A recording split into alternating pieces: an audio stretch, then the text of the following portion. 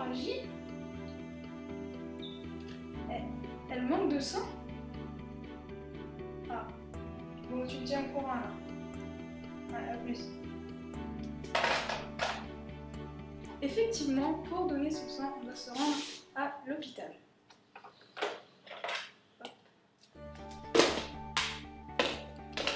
Mais par contre, pour donner son sang, on doit respecter plusieurs conditions. Effectivement, Alice, il y a beaucoup de conditions. En France, par exemple, tu ne peux donner ton sang que si tu as entre 18 et 70 ans. Tu peux donner ton sang uniquement si tu n'as pas vécu dans un pays où il y a le paludisme et la fièvre jaune, comme la Guyane, par exemple. Et surtout, il ne faut surtout pas donner ton sang si tu as des maladies comme le diabète. Une femme peut donner son sang 4 fois par an avec évidemment 8 semaines d'intervalle.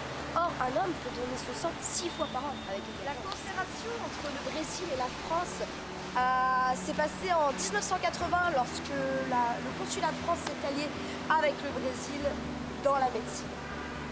Là, tu m'excuseras, Alice, mais je vais interviewer une infirmière. Avez-vous déjà donné votre sang ? Oui, il m'est arrivé de donner mon sang plusieurs fois. Et pourquoi avez-vous donné votre sang? Parce que je pense que c'est quelque chose de très important, parce que ça peut aider beaucoup de personnes pour qui le sang, un apport de sang peut être un besoin vital.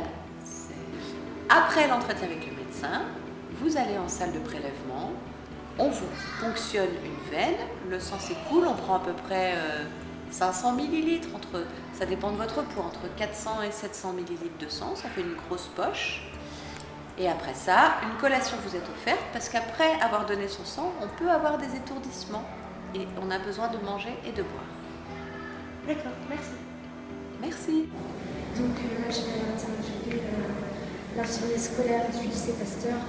Il a été infirmier en urgence dans un hôpital et du coup, il va pouvoir me raconter un petit peu en détail son histoire. C'est Jean, fils de... Oui, je l'ai déjà fait, j'ai déjà donné mon sang. Ah, j'ai fait. J'ai donné mon sang à l'hôpital Einstein. C'était il y a 1 an la dernière fois. Et pourquoi vous êtes sous Je l'ai donné, enfin la dernière fois que je l'ai donné, c'était il y a 1 an et je le fais généralement 1 à 2 fois par an.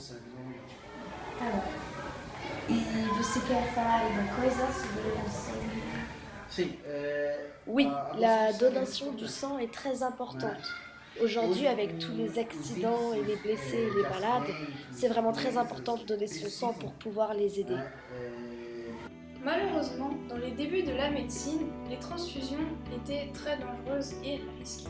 Mais grâce au médecin, à la découverte du médecin Karl Landsteiner, on a découvert que ce n'était juste une question de différents groupes sanguins.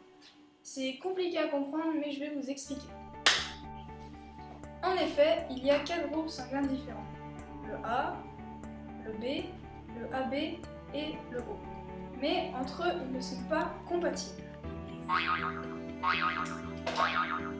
Allô? Oui, j'allais venir. Alors, en effet, pour chaque groupe sanguin, il y a l'histoire des rhésus. Soit le groupe sanguin A est négatif, soit il est positif. Pareil pour le B, soit il est négatif, soit positif. Pareil pour le AB, soit négatif, positif. Et pareil pour le groupe sanguin O, soit négatif, soit positif. Oui, 2 minutes, laisse-moi finir.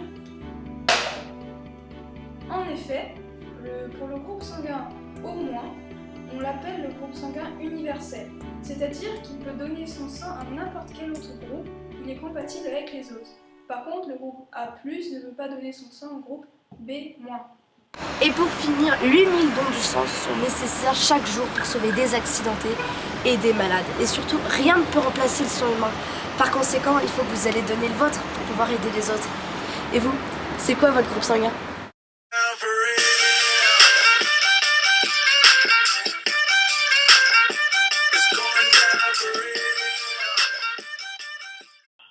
Malheureusement, dans les débuts de la médecine, les transfusions de sang étaient très risquées et dangereuses. Mais arrête. Effectivement, Non, mais je sais pas quoi dire. Non mais qu'est-ce que tu veux que je dise? Ensuite, je vais aller interroger une infirmière de ce pas. Malheureusement, dans les débuts de la médecine, les transfusions... Putain. Là, j'avais